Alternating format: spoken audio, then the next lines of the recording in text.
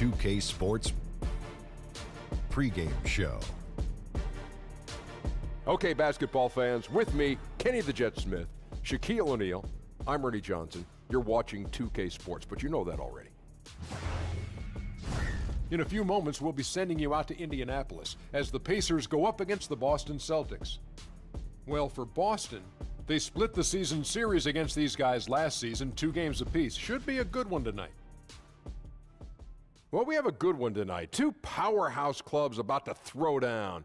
Kenny, how do you see this playing out? Well, you got 2 teams bringing out their best in each other tonight, Ernie. So that's why this game is a must-see matchup. Tremendous individual matchups as well, and this will be a heated rivalry for years to come. I'm seeing something in the ball. And what ball? The crystal ball. Not that again. I think this could be a preview of these teams meeting in the postseason. Wow. Everyone in the league will also be watching. Wow. Shaq Thomas. Do me a favor. Yes. Hand me that ball. Can't touch it. Hand. Oh, say does that. Welcome, everyone, to Indianapolis, Indiana. It's the home of the Pacers, where we will be broadcasting today's action live.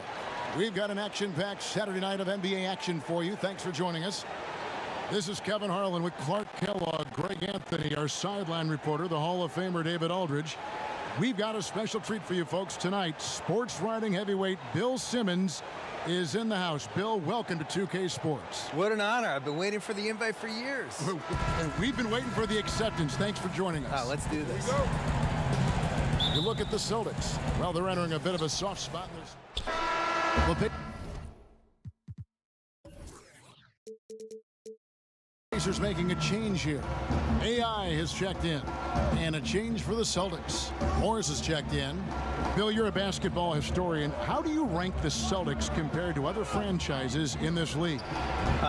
Third surliest fans, I would say.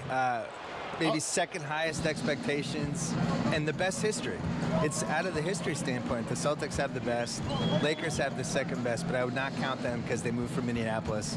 And then the Knicks are last because all they do is lose. And they're so surly. Yeah, very surly. On the floor for Boston. Irving at point with Brown to his side. They're at the backcourt. Down low, it's Morris and Horford. And it's Tatum in at the 3 spot. Boston's gone 1 of 2 from long range in the first quarter. Outside Irving.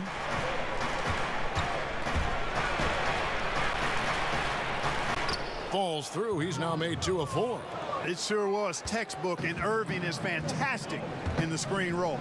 A solid decision maker in these sets, and he also can put it in the basket himself if he needs to. The pass to Oladipo.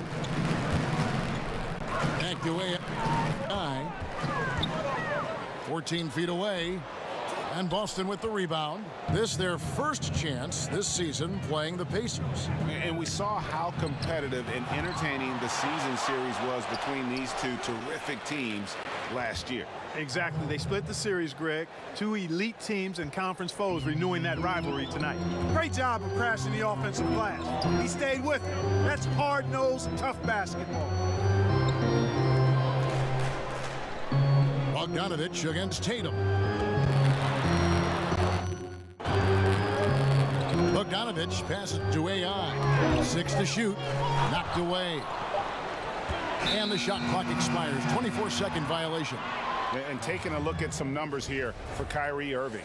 Coming off a terrific season.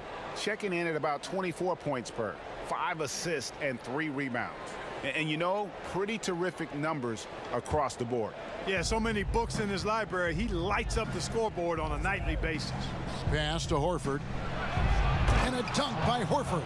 And Irving is comfortable running the offense. When a teammate's open, he's quick to whip it around and get him a good look. AI kicks to Oladipo. Back to AI. Good, and it's Oladipo picking up the assist. AI's got his first 2 points of the night. Bill, we know in your writing that you love to incorporate pop culture references. How did that begin with you? Well, it began because in college, I was dropping them in columns and people were responding. I think pop culture probably mattered more when I was in college in the 80s and 90s because, we didn't have the internet back then. It was harder to connect with people you didn't know. Basically, you had sports, pop culture, and politics. Those were the three ways. If I'm getting to know you, what are the three things we're going to talk about? I didn't want to talk about politics with anybody, so the other two things for me were sports, pop culture. I was also an only child in the 70s with only 5 or 6 TV channels watching Brady Bunch, Partridge Family, Sanford and Son, Jeffersons, Good Times, all that stuff. And, that stuff just soaks into your DNA, and that's it. And Indiana making a change here. Young's checked in, and the Celtics also making a change. Smart's checked in. Yeah, he's a big guy that has tremendous agility and already is an elite defender. Miles Turner now has to work on being dominant on offense. As hot as he's been this quarter, the game plan is simple, folks. Get him the ball and get out of the way. Paul for 3, drills it from outside. Paul's got 5. And Bill, in talking about the connection between pop culture, sports, and basketball during your career, through it all, you've always been a writer, though, haven't you? Always been a writer. Only that was the only child of me.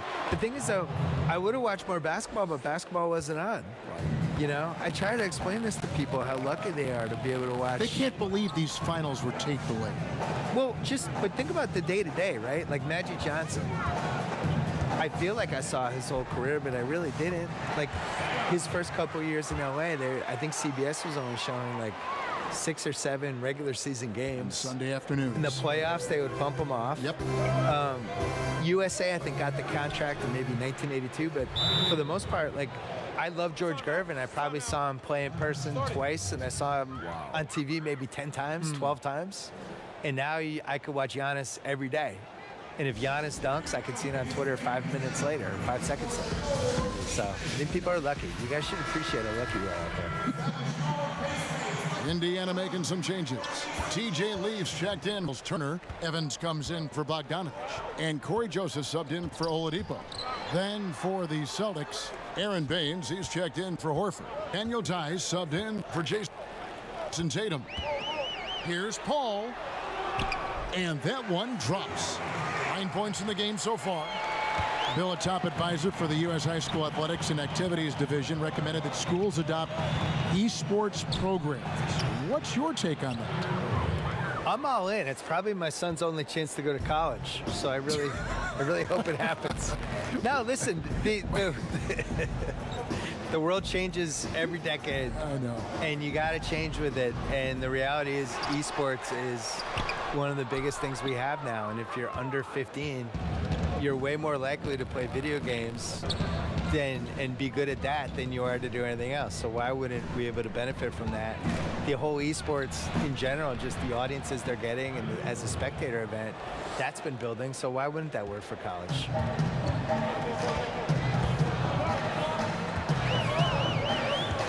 It's Evans on the wing to the middle, out to AI.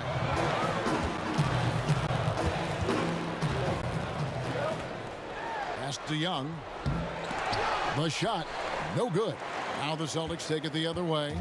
And that one gives them a +5 rebound advantage, Kevin. Pretty clear. They're dominating that area. They've come out with a lot more energy and effort so far. Thinking about how much sports video gaming has changed over the decades, Bill, can you imagine a 13, 14-year-old Bill Simmons with the 2K product? You would just be all over that, wouldn't you? You have no idea, Kevin Harlan. I was there for every step of the video game revolution. I had an Intellivision and an Atari. I had Nintendo. I had Super Nintendo. I had all 3 of the first PlayStations. You played them all the time. I played entire Madden seasons on the treadmill when I was like in my early 30s. Try playing any video game on the treadmill. Try it and try not falling off. It's impossible. I've been there every step of the way. I am pro esports. Basketball, I'm jealous of the people who can play 2K well, because There's just, not sound like an old guy, but so many buttons and so many things to remember. I'm always so impressed when people just remember all the combinations and stuff. I'm jealous. Like your son does it. My son plays can do a game. it. I know. But I could have done it. I know you could have. I want to take 1984 me out of a time machine and just give me this game. I would have unleashed. Yeah, but 13-year-old Bill Simmons would like what 40-year-old Bill Simmons is. 13-year-old Bill Simmons would be amazed that 48-year-old Bill Simmons was getting paid to do anything. He'd really be excited about that. Just that he wasn't living at home. We would have been fired up. Bill, we've seen the NBA take steps to amend the draft lottery. Any further changes that you might recommend? The biggest thing I would do is I just don't think you should be able to finish in the top 3 2 years in a row. I think there has to be some sort of schmuck insurance for the rest of the league. I'm fine rewarding the one bad season, but when you're just continuously bad, the year that Cleveland, when they won the lottery 3 out of 4 years, I just thought that was a travesty. Just didn't feel right, did it? No, it's just wrong. There's 30 teams in the league, and you have a team that really blows the LeBron James era and just surrounds him with the wrong people, and he leaves, and then really can't stay out of its way for the next couple of years, and they just keep getting the #1 pick. I don't agree with that. I think that's bad. I also thought it was bad that Philly was able to get #3 and #1 in back-to-back years, and it's bad that the Celtics were able to get the 3rd pick and then the 1st pick. So that would be the one thing I would do. I don't think it should. I don't think you should be able to successfully fail for multiple years. Passes to Leaf. Joseph against Smart. There's the dish to Morris. Jacks up a 3. Tries to save it. It's rebounded by Paul. They've been sensational on the backboard to start this game. Yeah, sensational is a really good word for it, Greg. They're tearing it up on the glass. With the teardrop. You know, what's interesting about AI, some guys fall apart after going undrafted. You know, he took that as a personal challenge, and he's played with a real chip on his shoulder ever since. For Indiana, they have shot 2 of 3 from the free throw line tonight. Yeah, a year ago, though, Kevin, 78% conversion rate from the free throw line, so that's a nice all-around effort. Tell you what, it's been a different story for them at the line this season. When you measure those numbers against last season's, I mean, they've taken a big-time dip, guys. So he comes up empty, missing both.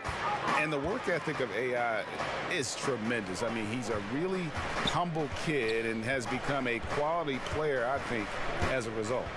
They set the pick. Rozier for 3. And out of bounds as the Pacers gain possession.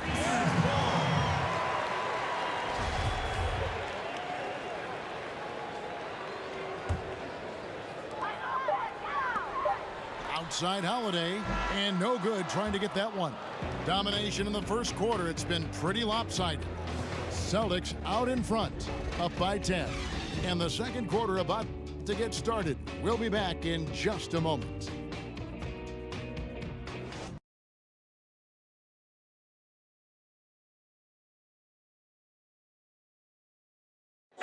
The Celtics have shown their toughness and their determination.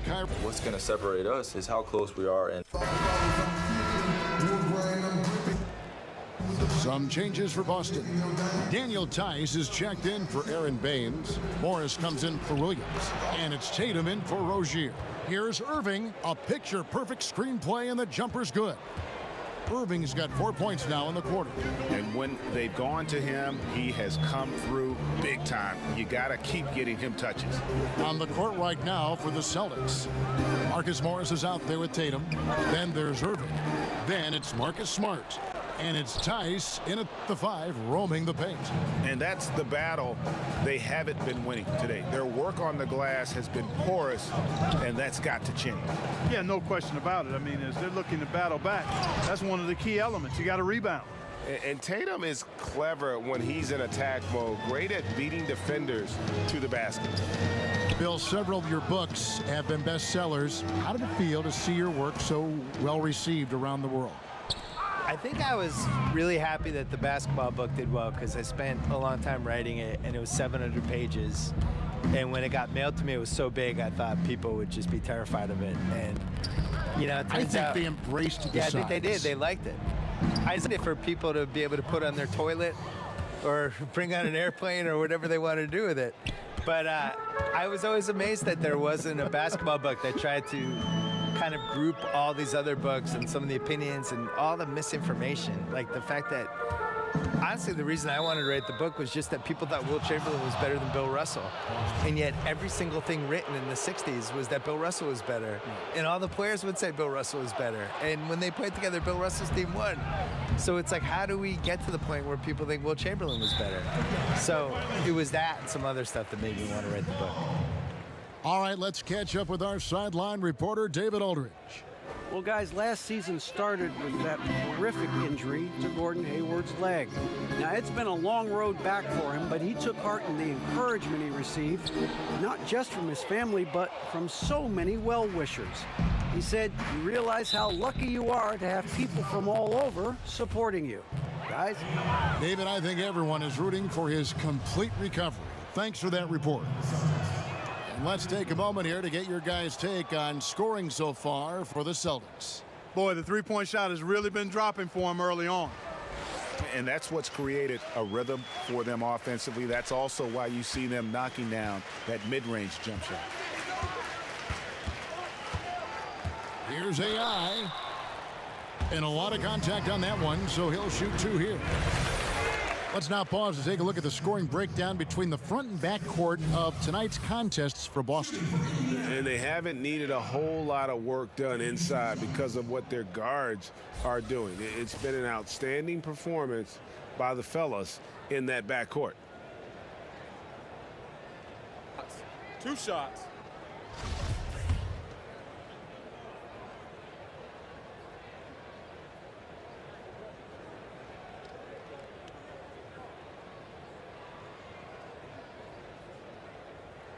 He's off on the first.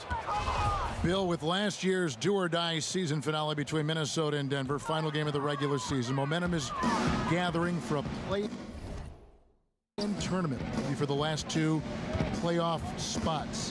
What do you think about that? Yeah, I wrote about this in 07. I called it the Entertaining as Hell tournament, where basically the first 7 seeds were guaranteed, and the 16 teams that didn't make it out of the 2 conferences, they just went head-to-head, single elimination. And then you have the final 2 games in New York City, and you blow it out, and you have a fun thing with it. I think that Minnesota-Denver game was important, and maybe the solution is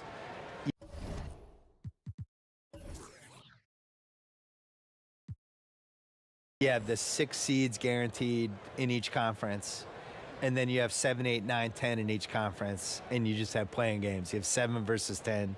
You have 8 versus 9. You do over the course of a couple days. Use the TV revenue from that, because you could get good money from that, to maybe shorten the season. Great idea. Would be, for me, the #1 thing I would change about the league. I think we should have a 70-game season. You could talk me into 76, but there's too many games. There's too many nights where the players, I just think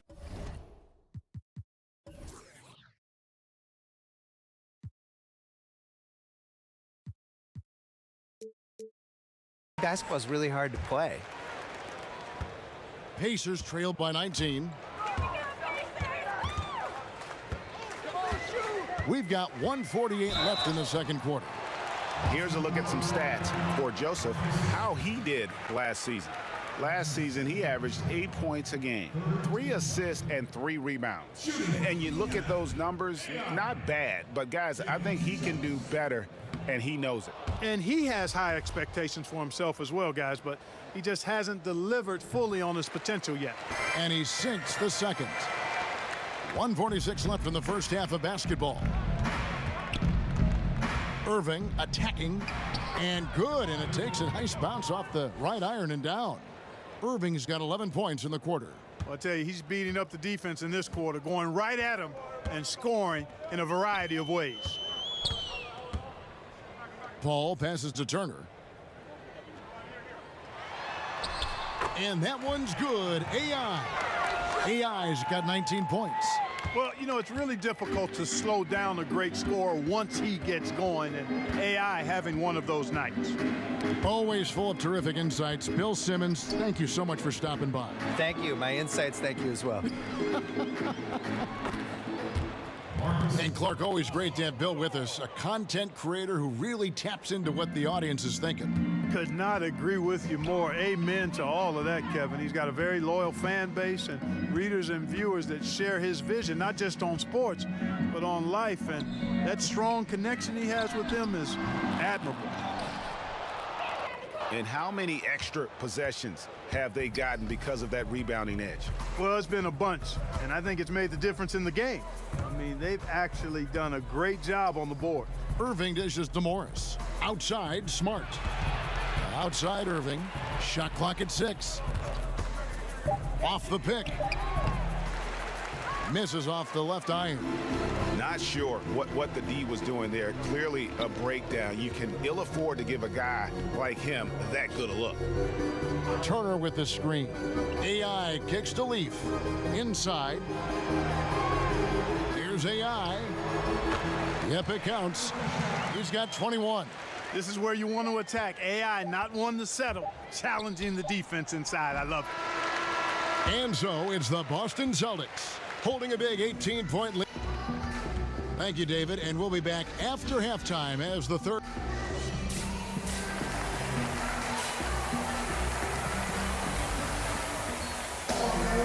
Big margin on our hands, but we'll see if that gap narrows down. So Indiana ends up with a new group on the floor. So Boston going with almost an entire new group here. Daniel Tice is checked in for Horford. Marcus Morris comes in for Jason Tatum. Smart's checked in for Brown. And it's Rozier in for Irving. Clark, you had a tremendous college career, excluding yourself. Give me the best NBA player from your alma mater. Wow. I would probably lean towards Jerry Lucas as the best player coming out of Ohio State. And then you look at his pro career, it was pretty solid as well. I thought Herb Williams had a fantastic and long pro career. John Havlicek maybe would rise to the level of the best NBA player of the group that came out of Ohio State. Jim Jackson is another name. Evan Turner still playing. But I think John Havlicek probably in longevity, championships, Hall of Fame stature. I think he may be the best NBA Buckeye. I'm going to put Clark Kellogg in there too. Oh, I didn't play long enough. Didn't play long enough. They've got Leaf. So Tyreek Evans out there. Paul out there with Young. And it's Holiday in at the 1. So that's the group out there for Indiana. Here's AI. And once again off the mark by Indiana. Just a solid performance on the interior. The rebounding has been off the charts. Yeah, you look across the board, it's actually sizing up, shaping up to be a great game. I mean, strong performances throughout, and they've really been strong on the glass. And even though they're down, they are putting on a show at the free throw line. Yeah, they're making the most of their opportunities at the stripe, and they'll need to keep it up to take the lead. And the first one at the line is good.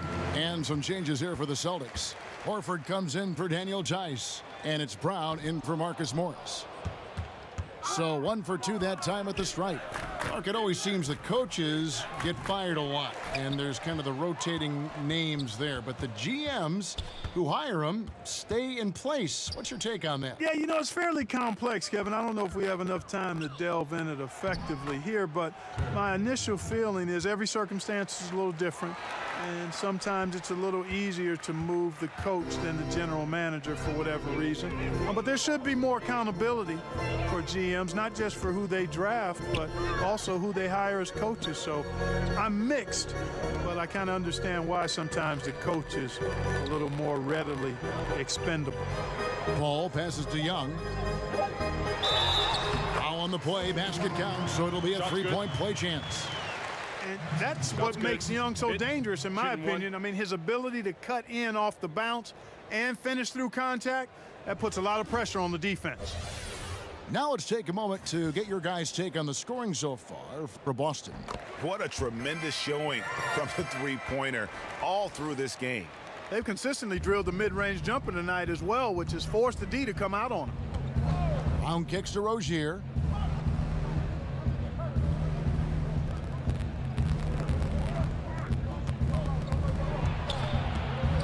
Outside Williams. Smart on the wing. He's covered by Joseph. With the tip, and it's Horford with the extra effort. Horford's got 10 points in the game. And a big lead for them on both the scoreboard and the backboard thus far. Yeah, rebounding has been a big key in this one, Greg. They've asserted their will and have taken control on the glass. Here's Paul, and that one good. AI's got 24. And these are shots AI can make. Confident when it comes to shooting from the inside. Horford's shot is good. Well, we've seen that movie a few times, haven't we? An easy bucket in the paint. Well, listless and lifeless at the defensive end. I mean, especially inside. They've really got to pick up that interior defense. Evans kicks to Paul. And there's the pass to Joseph. AI in the post. Rozier defending. Not going to go that time. Down low. The rejection by Paul. Hey, I'll tell you what, AI pounced on that one like a big cat. Smart against Joseph. The kick out to Brown. Offline with his three. His shot's just, it's not there right now. With his team leading, perhaps, let's focus on some other areas of the game. AI passes to Young. Indiana moving it around. Back to AI.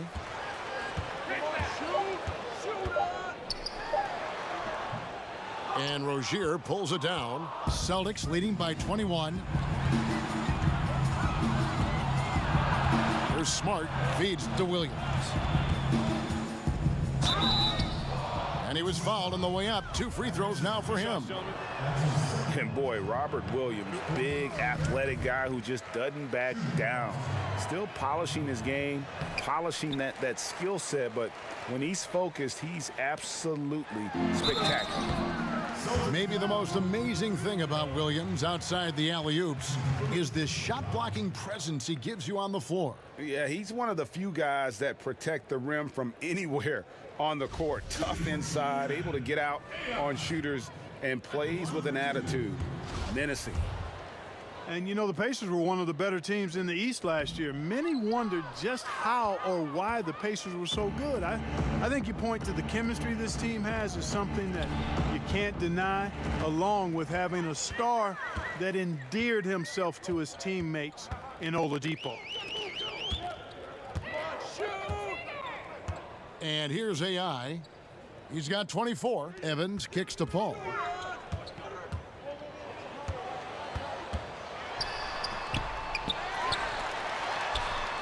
Blanketed by the D. He fights to the rim for the layup.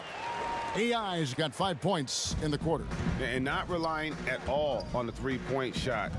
They may want to rethink about stretching the defense a bit like they did in that first half. And there's the foul. It's on Jaylen Brown.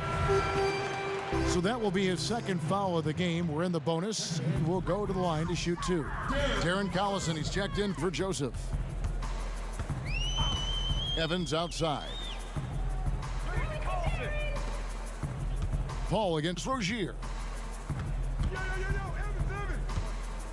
Paul kicks to Collison. Teardrop shot. AI, no good. Boston leading by 19 points. Smart passes to Brown. Over Evans, and it's Brown that time on the assist from Smart. That's 7 points for Jaylen Brown.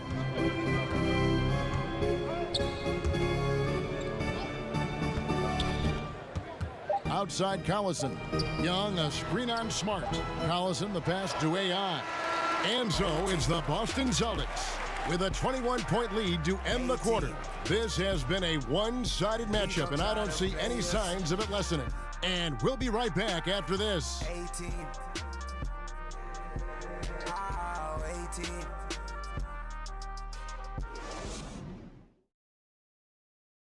While we have the chance now, folks, let's go to our State Farm assist of the game.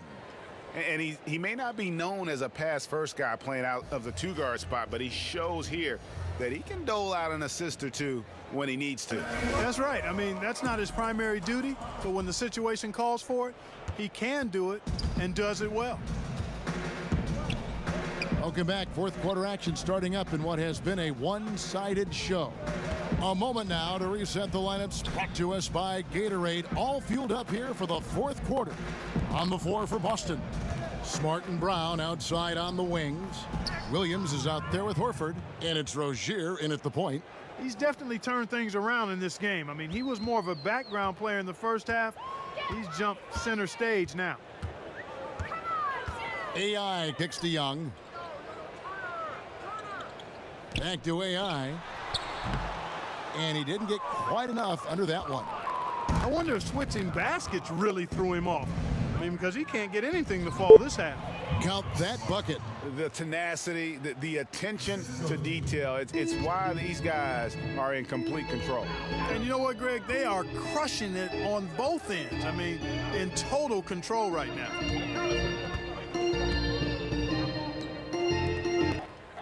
Kicks to Turner. Evans dishes to Paul. Smart against Evans. Turner. And a good offensive board. And he gets the bucket. Boy, how about the determination of Turner? I mean, he's a wrecking ball on the glass on both ends of the floor. Just doesn't give up on plays.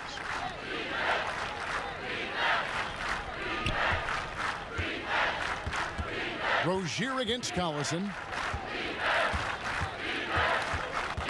Now Rozier down low. He's looking for Williams and finds him. Thaddeus Young grabs the miss. Young's got 4 rebounds in this game.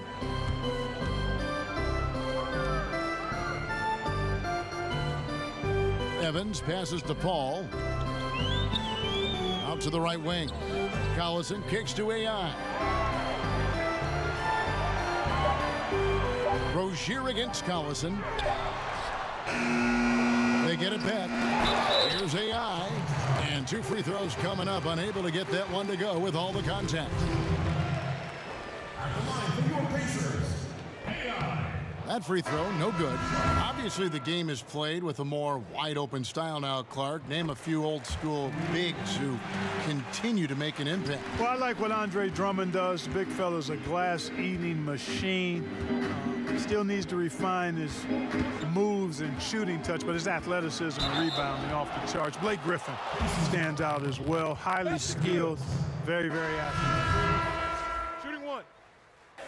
And so it's Boston easily grabbing this one. This crowd was stunned by the manner in which their team was dismantled. Thank you, David. Great interview once again. And that'll wrap it up.